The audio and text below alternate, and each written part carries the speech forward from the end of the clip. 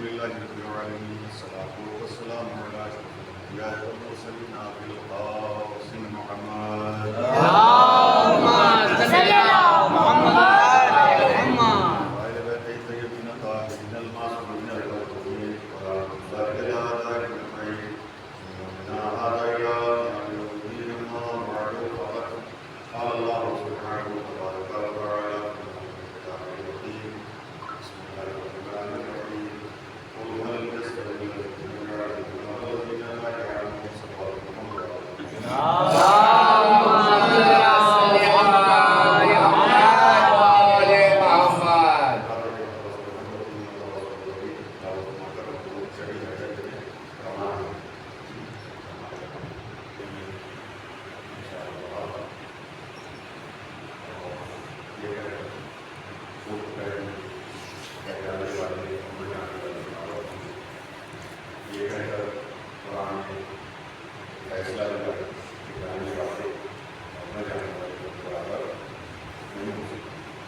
یہ ممکن نہیں ہے کہ یہ آنے والا ہو یہ جانے والا ہو یعنی آسان لفظوں میں سمجھیے کہ ایک مریض اور ایک ڈاکٹر والا طالب علم میں پڑھنے والا ایک پوچھنے والا ایک بتانے والا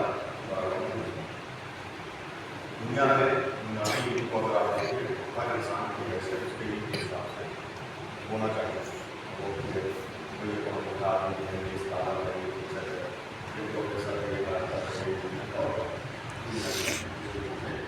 تو ہر انسان کا جو وقار ہے اس کی عظمت ہے اس کا رتبہ ہے یہ بہت بڑا ہوگا تو اس کے پہچان ہوتی ہے کہ ضرورت ہوتی ہے کہ وہ پڑھے لکھے آدمی تلاش کرتے ہیں اس کا مطلب ہوتا ہے بہتر سمجھتے ہیں کہ تلاش کر رہے ہیں کوئی کام ایسا ہوگا کوئی مسئلہ ایسا ہوگا کہ کسی پڑھے لکھے آدمی سے کوئی عدالتی معاملہ ہوا تو میں کسی وکیل سے پوچھ لو وکیل عدالتی معاملے آپ سے زیادہ جانتا ہے صحت کا معاملہ ہوا تو پھر کسی طبیب سے ملو کسی ڈاکٹر سے ملو اس کا مطلب صحت کے معاملے میں آپ سے بہتر جانتے ہیں ایسی جتنی بھی چیزیں لیکن یہاں یعلمون اور یعلمون کے دونوں کے بیچ میں مسئلہ ہے یہاں جاننے والے سے مراد یہاں جو علم اور یعلمون جو ہے علم سے بنا ہے اس میں کسی خاص علم کی بات نہیں ہو کہ مطلب دینی علم ہو یا بنیادی علم ہو یا انجینئرنگ ہو یا سائنس ہو یا میتھ ہو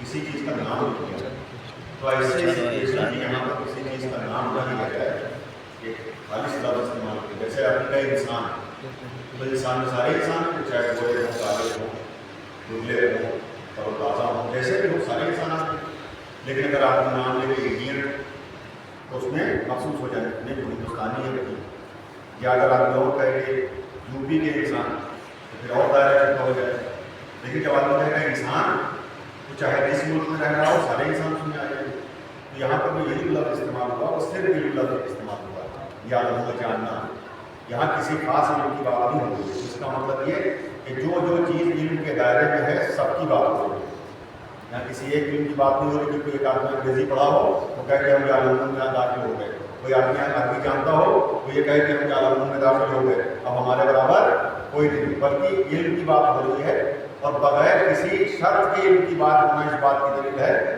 کہ جو چیز کائنات میں علم کے دائرے میں آ سکتی ہے وہ ساری چیزیں اس میں جمع ہیں جو یعلمون ہے اس میں ساری چیزیں جمع ہوگی تو اب ایسا کائنات میں آپ ڈھونڈ کے دیکھیے کون ایسا ہے کہ جس میں ساری چیزیں جمع ہیں تو قرآن کہہ رہا ہے ہم نے ساری چیزیں امام مبین میں جمع کر دی ہیں تو ظاہر سی بات ہے کہ جانا چاہیے انسان کو ڈھونڈنا چاہیے کہ قرآن کو کہہ رہا ہے کہ امام مبین میں سب علم ملے گا لیکن انسان یہ کہہ رہا ہے کہ وہ امام مبین ہے نہیں اور جن کو امام بنایا بھی تو خود ہی تعین کر دیا کہ یہ امام فقہ ہیں یہ امام تفسیر ہیں یہ اس چیز کے امام ہیں وہ تاریخ کے امام ہیں تو آپ نے خود ہی بتا دیا کہ امام کتنے بھی بناؤ مطلق امام کوئی نہیں ہے امام مبین کوئی نہیں ہے بلکہ جو آپ نے بنایا کسی کو فقہ کا امام سمجھ لیا کسی کو تفسیر کا امام سمجھ لیا قرآن کہہ رہا ہے ہر چیز امام مبین میں ہے خالی فقہ خالی تفسیر خالی گھڑی खाली साइंस की बात नहीं, कुल्लु शै हर चीज इमाम मुबीन में मौजूद है।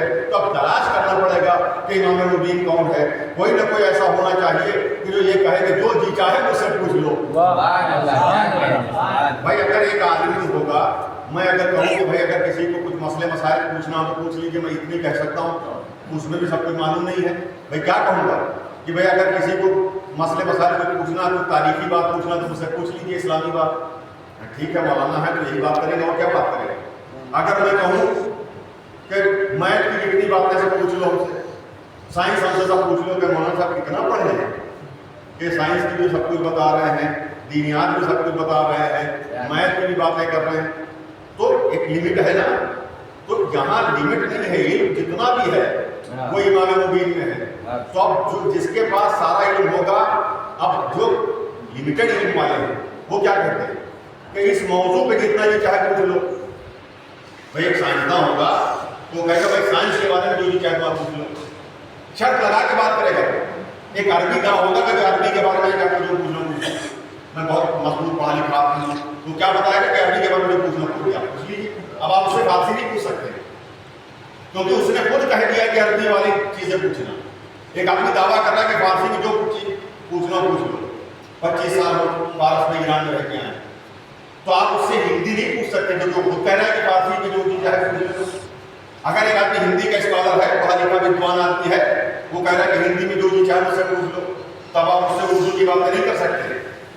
तो ये बताना कि इंग्लिश में हमसे पूछो, उर्दू में हमसे पूछो, साइंस में हमसे पूछो, ये शर्त रखने बताता है कि आपका इल्म महदूद है। आप ये नहीं कह सकते जो जी चाहे पूछ लो। वहां जिसने जो इमाम मुबीन उसने कहा था जो जी चाहे पूछ लो। तुम हमारे बारे में ना तशवीश करो कि हमें क्या मालूम है, तुम्हें मालूम क्या करना है वो हमसे पूछ लो। मालूम क्या वो हमसे पूछो, हमें क्या मालूम है ये तुम्हें मालूम नहीं हो सकता। तुम्हें क्या मालूम करना है, जो जी चाहे पूछ लो। तो ये कौन है? क्या ये वो है जानने वाले, और इनके मुकाबले में कौन है? ला यालमून, जो नहीं जानते। अब क्या नहीं जानते? अब ये बातें इस तरह की थोड़ी सी संजीदा हो जाती, लेकिन सुन लीजिए, महसूस हो क्या नहीं जानते भाई। नहीं जानना तो इतना खतरनाक है कि इंसान खुद ही नहीं जानता कि वो क्या क्या नहीं जानता। बात समझ रहे हैं? नहीं जानना तो इतना खतरनाक है कि इंसान खुद नहीं जानता कि वो क्या क्या नहीं जानता। अभी आप पूछे क्या क्या नहीं जानते, तो हमें लिस्ट ही नहीं मालूम कि क्या क्या हमें जानना चाहिए था, क्या क्या जान सकते था एक इंसान, क्या क्या जान सकता है। तो हम क्या बताते हैं क्या क्या नहीं जानते। जानते क्या हैं? हिंदी जानते हैं, उर्दू जानते हैं, अंग्रेजी जानते हैं। तो जानना कितना हुआ? लिमिटेड, 2-3 मौजू, 2-3 टॉपिक जानते हैं। और न जानना कितना है? अल्लाह ताला। उसके बाद में तो आप था नहीं लगा सकते। अब बताइए कितनी मजबूरी है। अब जानने वाले और न जानने वाले में कितना फर्क है। एक तरफ वो है जो सब कुछ जानता है, एक तरफ वो है कि जो यही नहीं जानता कि वो क्या जानता है। वो यही नहीं जानता वो क्या नहीं जानता। आप फर्क समझिए। आप ये जो इल्म का मैदान है बहुत बड़ा, इसलिए इस्लाम में बड़ी ताकीद है कि इल्म हासिल करो। मासूमीन ने बहुत इस पर जोर दिया है कि इल्म हासिल करो। बस बहुत ताकीद नहीं करना है आपके सामने। वैसे 9 बजे का ऐलान था, काफ़ी ताकीद से हमें शुरू हुई है, तो मैं ज़्यादा इम्तिहान वैसे लेता भी नहीं हूँ। अब इल्म का मामला क्या है? किसी को अगर अपने इल्म का गुरूर हो जाए तो उससे ज़्यादा भटका हुआ इंसान कायनात में दूसरा नहीं मिल सकता। क्या कहना, वाह वाह। किसी को अगर इल्म अपने गुरूर हो जाए, इल्म का पहला काम ही यही है कि गुरूर खत्म कर देना। पहला असर इल्म का ये है कि वो गुरूर खत्म कर दे। स्कूल बाहर से जो देखते हैं, जो कभी स्कूल के अंदर नहीं गए, और होते क्या है 5 साल अंदर जाना है। अब 5 साल में खेल के हम आलिम बन के निकल आए, लेकिन जब अंदर जाओ तो पता चलता है कि 5 साल खाली आने ही नहीं है, न जाने कितनी रातें जागना है, न जाने कितनी डांट सुनना है, न जाने कितनी मेहनत करना। उसके बाद जब बाहर निकलेंगे तो आलिम बन के नहीं निकलेंगे। बात आप समझ रहे हैं? फिर ये स्कूल बताएगा कि इसके बाद वो स्कूल जाओ। फिर जब उस स्कूल में पहुंचेंगे तो वो भी आलिम नहीं बनाएगा, वो कहेगा इस स्कूल के बाद उस स्कूल में जाओ। मतलब कोई स्कूल ये नहीं कहेगा कि हमने सब कुछ पढ़ा दिया। जब स्कूल नहीं कह रहा है कि सब कुछ पढ़ा दिया, तो तुम कैसे दावा कर सकते हो कि हमने सब कुछ पढ़ लिया? बात आप समझ रहे? तब आप कैसे दावा कर सकते हैं कि हमने सब कुछ पढ़ लिया? अब इल्म का मैदान इतना वसी है कि हजरत मूसा अलैहिस्सलाम नबी हैं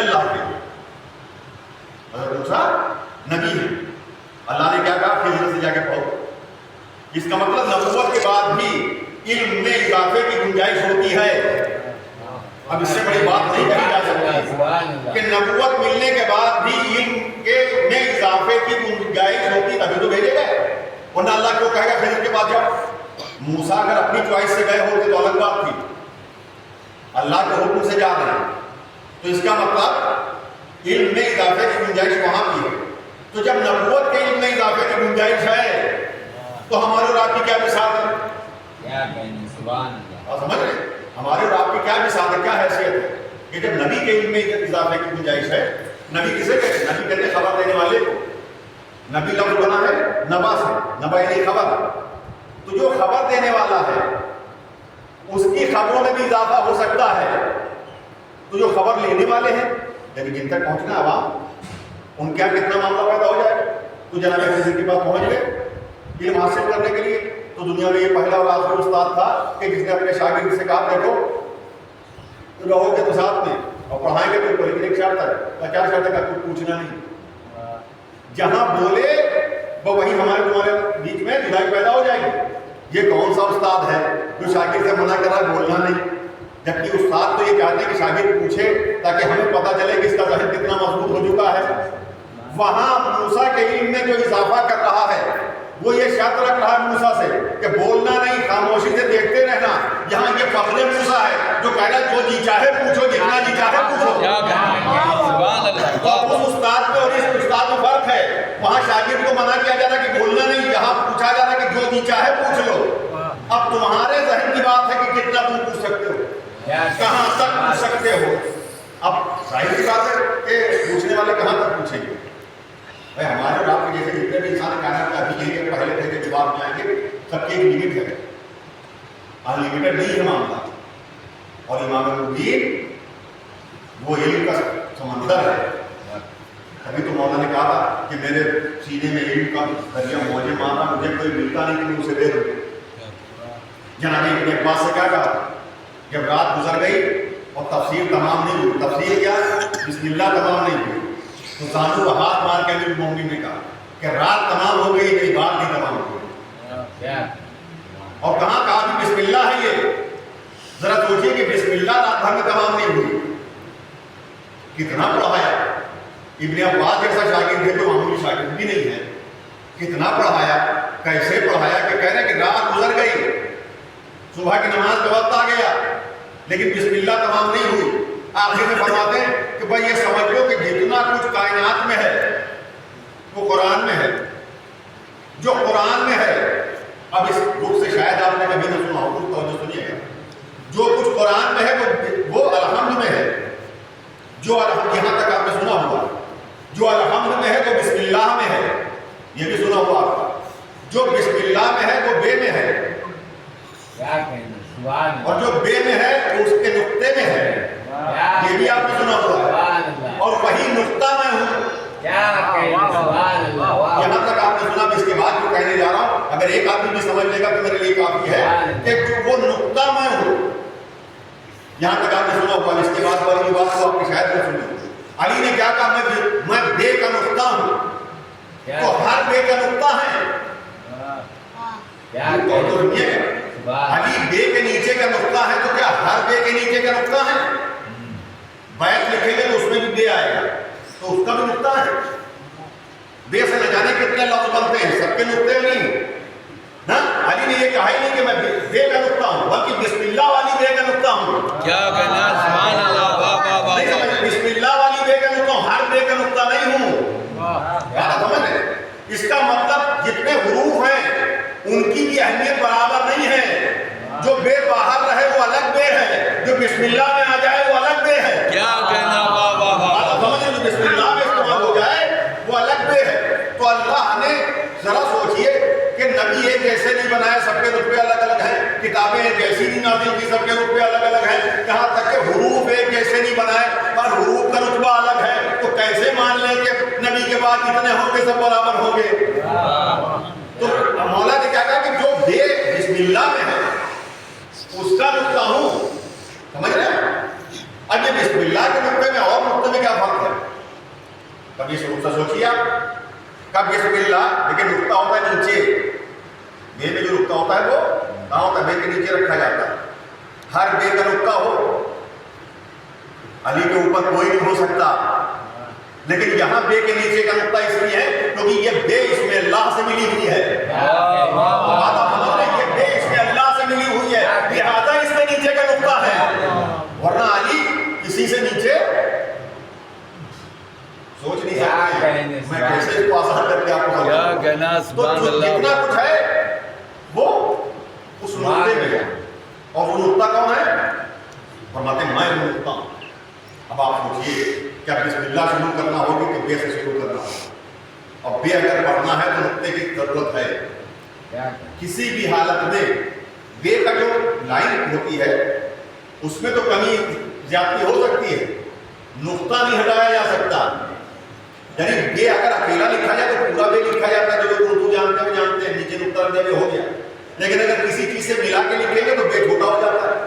ہلکا سا وہ شوشا نکال دیا وہ بے ہو گیا. لیکن آپ شوشا نکال دیے نقطہ نہ دیکھیں تو میں مانوں بے ہو گیا. یعنی اسے تو آپ چھوٹا بڑا کر سکتے ہیں لیکن نقطہ نہیں ہٹا سکتے. یعنی کہنا یہ چاہتے ہیں کہ تم کچھ بھی کر سکتے ہو لیکن جب قرآن کی منزل میں آؤ گے تو علی کو ہٹا کے بغیر قرآن نہیں پڑھ سکتے ہو.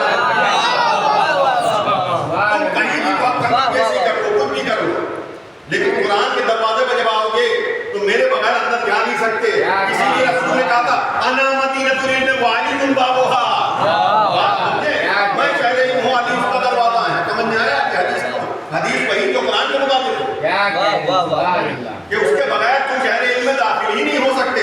بسم اللہ کے بغیر قرآن میں داخل ہی نہیں ہو سکتے، اور بے کے نقطے کے بغیر بسم اللہ میں داخل نہیں ہو سکتے. تو ضرورت تو پڑے گی. اور ہمیں کیا بڑے بڑوں کو ضرورت پڑی.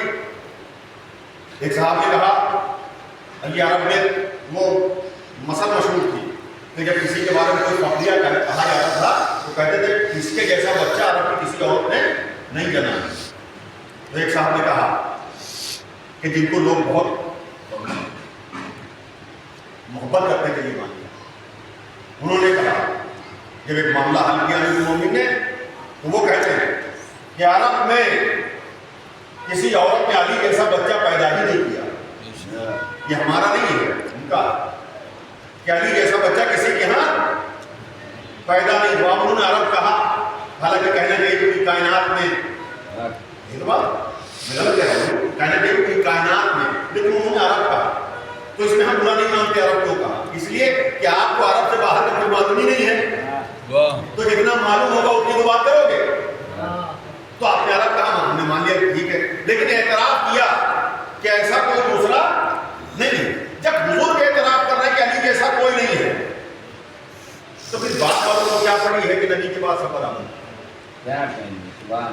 بھائی اگر میں یہاں کوئی ذاکر آ جائے کچھ پرانا مجھے سینئر ہو سلمان بھائی وہ آ جائیں مجھ سے بہت سینئر ہے، تو میں یہ خود کہہ رہا ہوں کہ میں اور سلمان بھائی کے فرق ہے مجھ سے بہت سینئر ہے.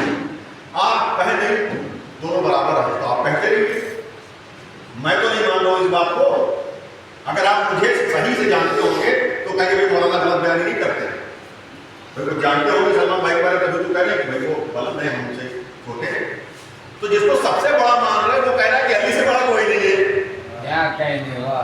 تو کم سے کم آدمی کسی بزرگ کی بات لاج تو رکھتا کہ بھائی بزرگ بھی کہہ دیا ہو بس میں اپنی منزل پا جاؤں. تو جاننا اور نہ جاننا، علم اور علم کا نہ ہونا، یہ دونوں کے درمیان میں اتنا زیادہ فرق ہے کہ اسے کسی میٹر سے یا کلو میٹر کے ذریعے نہیں سمجھایا جا سکتا. ممکن نہیں ہے کہ آپ سمجھا لے جائیں کہ کتنا فرق ہے. حالانکہ جاننے والے اور نہ جاننے والے ایک ہی ساتھ بیٹھے ہو سکتے ہیں.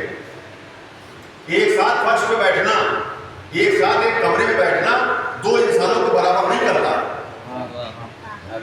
بھائی میں یہاں بیٹھا تھا، آپ سب بیٹھے ہوئے سارے کے سارے، تو اس میں سب برابر نہیں ہیں، سب بڑے چھوٹے. ایک جگہ پہ بیٹھ جانا، ایک وقت میں بیٹھ جانا اس بات کی دلیل نہیں ہے کہ آدمی سب برابر ہو گئے. اس میں بھی فرق ہوگا. کہ یہ برابری کیسے ہونی چاہیے؟ جب علمی میدان میں آپ برابر کے ہوں، ٹکر دیں ایک دوسرے کو تو بات ہے.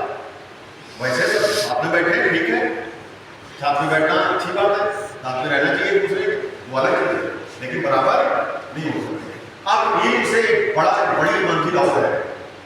ابھی سے بڑی منزل کیا ہے؟ وہی یقین. یقین ہمیشہ علم کے بعد آتا ہے. اس کی میں مثال دوں کہ مثلاً یہ بوتل سامنے رکھی ہوئی ہے اور جو دور سے بہ کر اس میں پانی ہو سکتا ہے. پانی لگنے کی ہوگی بوتل تو ہو سکتا ہے میں پی چکا ہوں پورا پانی. تو جب ڈھکن کھولے دیکھے خالی ہے. یہ تو علم ہے کہ اس بوتل میں پانی رکھا جاتا ہے لیکن اس میں یہ سب ہو سکتا ہے بولا تو پانی نہیں تھا وہ. تو ہم نے تو سمجھا تھا اس میں پانی ہوگا. ہمارا اندازہ یہی ہے کہ بوتل پانی کے کام آتی ہے یا نہیں ملا پانی. تو علم میں یہ سب ہو سکتا ہے لیکن ایک آدمی نے ڈھکن کھول کے دیکھا ہاں ہے پانی. اب یہ ہو گیا یقین. آنکھوں سے دیکھ لیا اب یہ ہو گیا یقین. اب علم پیچھے رہ گیا. اب کوئی لاکھ قسمیں کھائے کہ اس میں پانی نہیں ہے کیونکہ ہم یقین کی منزل پہ آ چکے ہیں. لہٰذا ہم نہیں مانیں گے. بات سمجھ رہے نہیں سمجھ رہے. علم میں اصلاح کی گنجائش ہے. یقین کے بعد ساری گنجائشیں ختم ہو جاتی ہیں. علم میں اضافے کی گنجائش تھی تبھی تو موسیٰ خضر کے بعد بھیجے گئے. لیکن جہاں یقین کی منزل آ جائے اور علم کے بہت بعد آتی ہے. جہاں یقین کی منزل آ جائے وہاں پھر کسی کے قسمیں کھانے سے کچھ نہیں ہوتا. اب ذرا سوچیے کہ دنیا میں جتنے ہیں وہ چاہے تھوڑے ہو یا زیادہ, کم علم ہو یا زیادہ علم, وہ سب ہیں علم والے. اور علم والوں کا برابری یقین والوں سے نہیں کی جاتی. جیسے لا علموں کا مقابلہ علم والوں سے نہیں ہوتا ویسے علم والوں کا مقابلہ یقین والوں سے نہیں ہوتا. آپ میں ابھی گنجائش ہے کہ کمی بیشی ہو جائے لیکن جو یقین کی منزل میں پہنچ گیا وہاں گنجائش نہیں ہے. تو ذرا سوچو وہ کتنا بڑا ہے کہ جس نے کہا کہ اگر میرے سامنے سے سارے پردے ہٹا لیے جائیں تو میرے یقین میں ذرہ برابر کا اضافہ نہ ہو. اب سوچیے کہ وہ آخری منزل ہے. ایک سوال میں محمد علی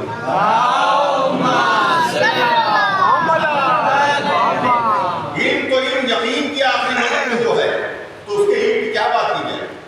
علم تو اس سے پہلے کی بات. اور کیونکہ اس لیے اسلام میں زور دیا گیا ہے علم پر کیونکہ علم کے ذریعے ہی عقل پختہ ہوتی ہے. علم کا کام ہے ثبوت جمع کرنا, عقل کا کام ہے فیصلہ کرنا. اسی لیے اسلام کو دین عقل کہا گیا, دین علم نہیں کہا گیا. دین عقل اسی لیے کہا گیا. اب کسی نے امام سے پوچھا عقل کیا چیز ہے, میرے پاس رکھا ہوا ہے تو دکھا سکتے ہیں موبائل میں. کسی نے امام سے پوچھا مولا عقل کیا چیز ہے. اب ہمارے یہاں ہر جو چالاک ہے اس کو بھی آدمی عقل مند سمجھ لیتا ہے. تو امام سے جب معصوم سے پوچھا گیا کہ عقل کیا چیز ہے تو امام نے فرمایا کہ جس کے ذریعے رحمان کی عبادت کی جائے, جس کے ذریعے جنت تک پہنچا جائے, یعنی وہ قوت کہ جو تمہیں رحمان تک لے جائے, اس کی عبادت تک لے جائے, جنت تک پہنچا, اس قوت کا نام ہے عقل. اور یہ قوت پیدا ہوتی ہے علم کے بعد. جتنا علم ہوگا مثلا اس پوری کائنات کو دیکھ کر ہمیں یہ علم ہوتا ہے کہ کوئی کائنات کا بنانے والا. آپ سمجھ رہے ہیں علم کی تعریف کیا ہے. آپ کسی سے پوچھیے تو سائنسداں الگ بتائیں گے, سب کے یہاں علم کی تعریف الگ ہے. علم کی تعریف ہمارے یہاں یہ کہ کسی چیز کا تصور ذہن میں آ جانا, کسی چیز کی تصویر ذہن میں آ جانا. مثلا میں نے کہا امام بارگاہ تو فوراً کسی امام بارگاہ کی تصویر ذہن میں آئے گی کہ نہیں آئے گی, اسی کو علم کہیں گے. کہا کربلا تو فوراً ذہن میں ایک تصویر ابھر کے آتی ہے, اسی کا نام علم ہوتا ہے. تو اب یہ چیز معرفت خدا میں تو استعمال نہیں ہو سکتی ہے کہ کہے اللہ اور آپ کہیں تصویر آ جائے, تصویر آ جائے تو پھر وہ اللہ نہیں ہوگا. بات آپ سمجھ رہے ہیں. تصویر آ جائے تو پھر وہ اللہ نہیں ہو سکتا. نہ اس کی تصویر ہے نہ اس کا وجود کسی خاکے میں ڈال سکتے ہیں. تو کہا پھر اللہ تک کون پہنچائے گا. کہ یہ تمام طرح کا علم جمع کر کے آپ کو فیصلہ کرے گی کہ کوئی معبود حقیقی ہے اور وہ پھر عبادت تک لے کے جائے گی. کہ یہ ہے عقل. تو علم عقل اور یقین یہ ساری چیزیں تو اسلام نے اسی لیے کہا کہ زیادہ سے زیادہ علم حاصل کرو.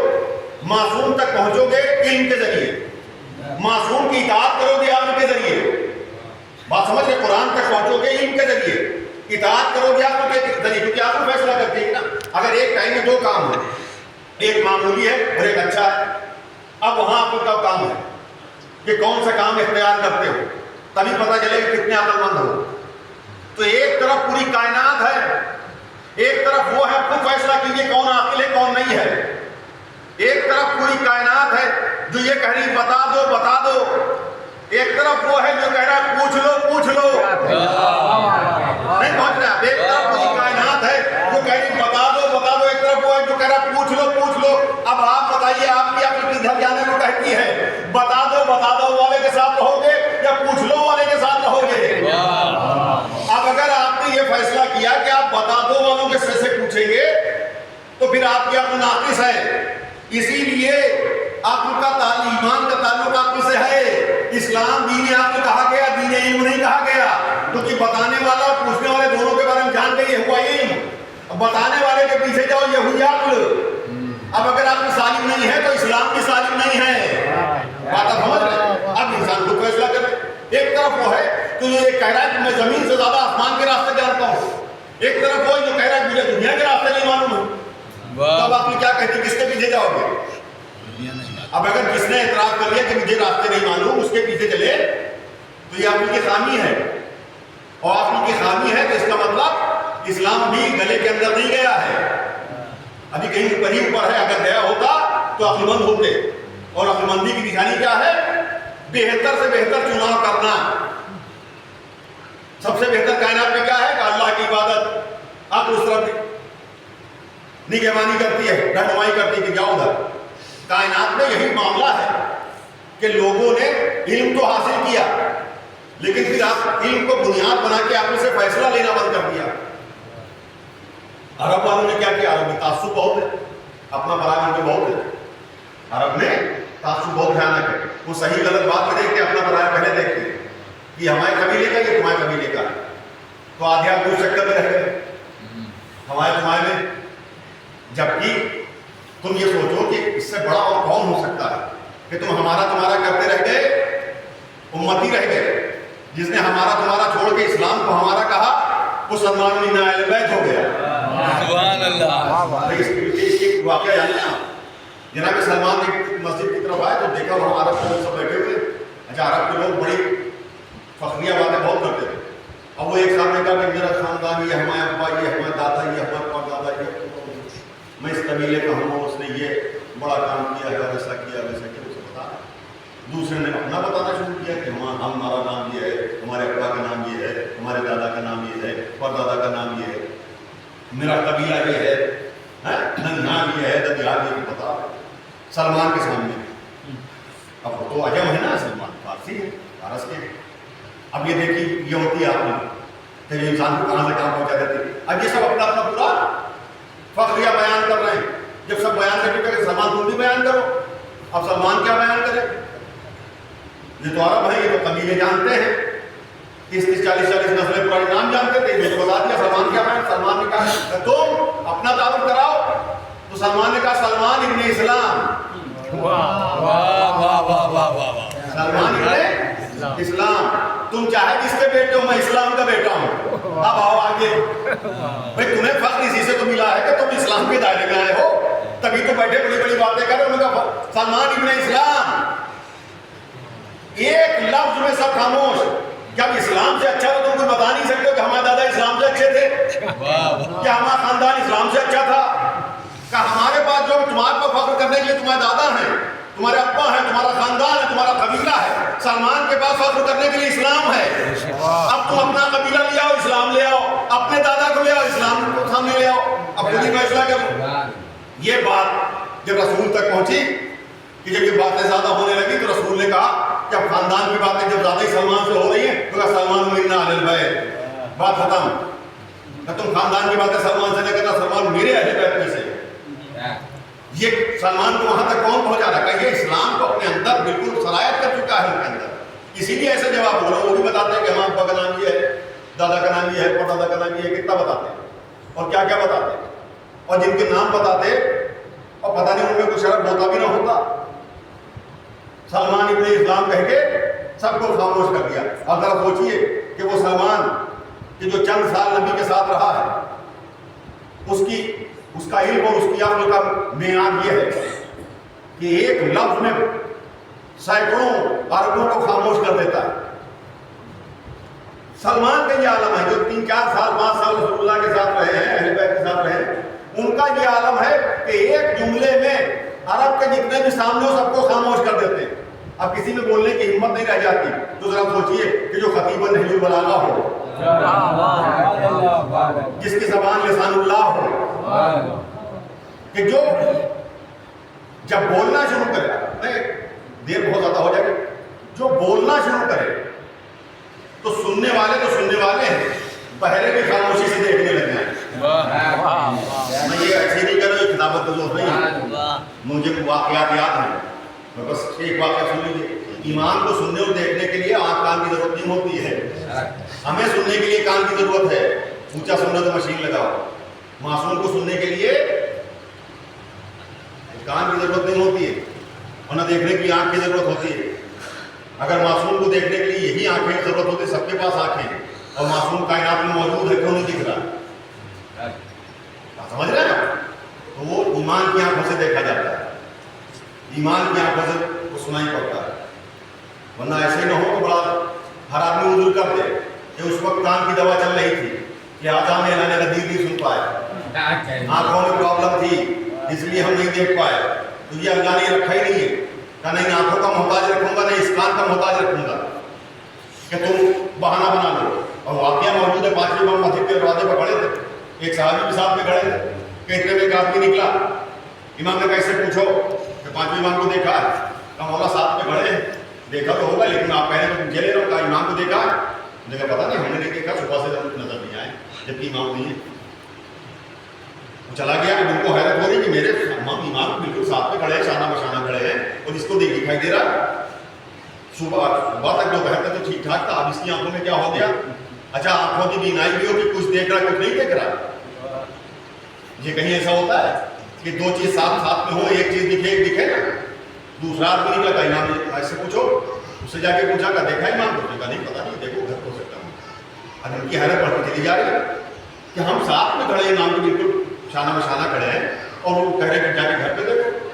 जब एक लोग 2 3 4 कई लोगों से पूछ चुके थे, पूछ के तक गए, आखिर में देखा कि नाबीना आदमी अपनी छड़ी हुई लिए चला। इमाम ने कैसे भी जाके पूछ लिया, कह मौला ये आंख वाले तो कह रहे हैं देखा नहीं, और वो तो पैदाइशी अंधा है, हम जानते हैं, बचपन से देख रहे हैं उसको, वो क्या देखेगा? नहीं जाके पूछ लो। अब आए कहीं बताओ इमाम मोहम्मद बाक़र इस्लाम को देखा? तो उसने कहा अजीब आदमी हो, इमाम के पहलू में खड़े हो, हमसे पूछ लो देखा? इनकी निगाह में उसकी आंखें नहीं थी, उसने इनकी आंखों में सवाल उठा दिया। क्या अजीब आदमी हो, तुम्हारे पड़ोस में इमाम खड़े, हमसे पूछ लो इमाम को देखा? अब ये इमाम से पूछ रहे मौला, अब इनकी हैरत डबल हो गई। आंख वाले देख नहीं पा रहे, बगैर आंख वाला जो पैदाइशी नाबीना है वो बिल्कुल सही जगह बता रहा है कि इमाम कहाँ पे खड़े हैं इस वक्त।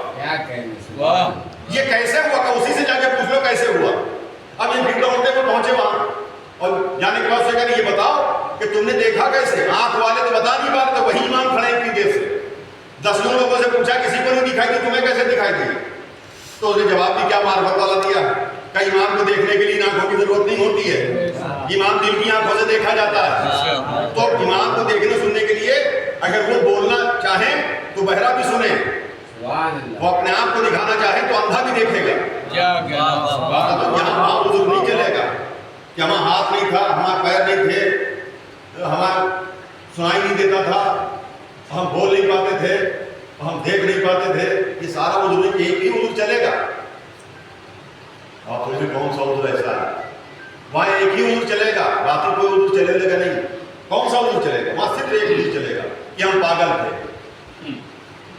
पागल से हर तकलीफें साथी थी, बस इसके सिवा अगर जर्रा बराबर भी अक्ल है तो फिर सवाल और जवाब के लिए तैयार हो रहना होगा इंसान। उसमें जितने सवाल वो कंपलसरी सवाल हो या जैसे भी सवाल हो, उनके लिए जवाब आपको खुद तैयार करके जाना, कोई दूसरा जवाब उसका तैयार नहीं करेगा। तो इसलिए क्योंकि मरहूम के सारे सवाल की वजह से शायर अहले बैत है, और शायर अहले बैत होना अपने आप में एक बड़ा शरफ है, जाकर हुसैन होना अपने आप में बहुत बड़ा शरफ है,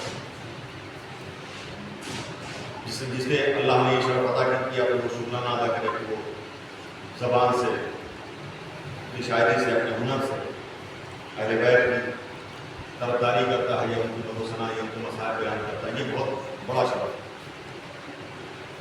दुआ यही परवरदिगार उनके दर्जात को बुलंद करे और उनके बच्चों को सब्र के साथ साथ तरक्की भी दे। उनकी कमसीनी के बाप का साया उठ जाना ये एक बड़ा इम्तिहान होता है। उन बच्चों को हौसला भी दे और सीधे रास्ते पर है हमेशा, और तरक्की करें, मरहूम का नाम रोशन करें कि बाप का चला जाना इतना बड़ा सदमा है कि पूरी दुनिया मिल के भी उससे पूरा नहीं कर सकती। बाप की कमी पूरी दुनिया मिल के भी से उस खालीपन को पूरा नहीं कर सकती। माँ जिसकी चली जाए पूरी दुनिया मिल के भी माँ के कितना प्यार नहीं दे सकती, वो खालीपन नहीं पूरा हो सकता, क्योंकि ये रिश्ते ही बड़े बड़े मोतबर, बड़े अजीम रिश्ते हैं। बाग में चला जाना, शरीयत क्या कह रही है कि यतीम के सामने अपने बच्चों को प्यार न करना। इसका मतलब ये एहसास है, इतना सख्त एहसास है कि अगर तुम अपने बच्चे को प्यार करोगे तो यतीम को अपनी यतीमी का एहसास होगा। और शरीयत नहीं चाहती कि किसी यतीम को अपनी यतीमी का एहसास हो, उसकी आंखों में आंसू आ जाए, बल्कि ये कहा गया कि यतीम के सर पे हाथ फेरो, दस्ते शफकत फेरो, उनसे मोहब्बत से पेश आओ, उनके साथ उसका सलूक करो, उनकी खबरगिरी करते रहो, उनको तकलीफ न पहुंचने पाए, उनको तुम्हारी वजह से अजियत न होने पाए, बल्कि उनका ख्याल रखना। लिखा है कि अमीरुल मोमिनीन कूफे की गलियों में रात के सन्नाटे में निकलते थे और जहाँ बच्चे मिल जाते थे उनसे पूछते थे खाना खाया है। जब वो बताते थे कि मेरा बाप नहीं है तो अमीरुल मोमिनीन सर पे हाथ फेरते थे। अपना खाना जो रखे होते थे वो रोटियां तोड़ तोड़ के अपने हाथ से खिलाते थे और दुआ करते थे परवरदिगार इन बच्चों को कभी भूखा न रखना। ये यतीम बच्चे, यतीम परवरी अहले बैत ने कैसे सिखाई है कि अपने बच्चों के आगे का खाना यतीम बच्चों के सामने पेश कर दिया जाता है कि हमारे दरवाजे से यतीम भूखा न जाए, किसी यतीम की दिलादारी न हो। लेकिन हाय करबला, उसी घर के यतीम बच्चे, उसी घर की एक यतीमा है कि जिसका नाम सकीना है, जमाने ने कैसा सलूक किया है कि जिसके बाबा के सरोतन में अभी जुदाई हुई है, जिसके बाबा का कई रोज भूखा और प्यासा, जिसका बाबा शहीद किया गया है। अब ये आलम है कि उस बच्ची के दस्ते शफकत कौन फेरे, तसल्ली कौन दे, दिलासा कौन दे, बल्कि कोई तमाचे मारता है, कोई ताजियाने लगाता है। तमाचे इस कसरत से पड़े हैं वाली सकीना के रुखसार पर कि शहादत तक रुखसार नीले रहे, वो निशान शहादत तक बाकी रहे। कैसे जनाब सकीना बर्दाश्त करती होंगी। ऊंट की पुष्ट पर जनाब सकीना को अकेले इस तरह से बांधा गया है कि जब ऊंट चलता था तो भीड़ की रगड़ से सीना चहली होता जाता था। जनाब सकीना फरियाद करती थी, फूफी अम्मा बचा लीजिए, फूफी अम्मा खबर लीजिए। जरा सोचो भाई, 2 जुमले और बात तमाम हो रही है। बहन और बेटी ये रिश्ता ऐसा कि जिसको लफ्जों में बयान नहीं किया जा सकता। अगर कहीं खुदा न करे किसी की छोटी बहन और अगर उसको कोई अजियत दे, कोई चोट पहुंचाए, कोई नुकसान पहुंचाए, तो आप पे कितना भी करीबी क्यों ना हो, लेकिन आपकी निगाहों के सामने कोई आपकी छोटी बहन को अजियत दे, ये बर्दाश्त नहीं होता। इंसान उखड़ जाएगा, बरहम हो जाएगा कि हम बड़े भाई मौजूद हैं, छोटी बहन को तकलीफ कैसे हो सकती है। कोई सईद सज्जाद के दिल से पूछे कि भाई मौजूद है, सकीना के तमाचे, सकीना के इतने तमाचे लग रहे हैं कि रुखसार नीला हुआ जा रहा है।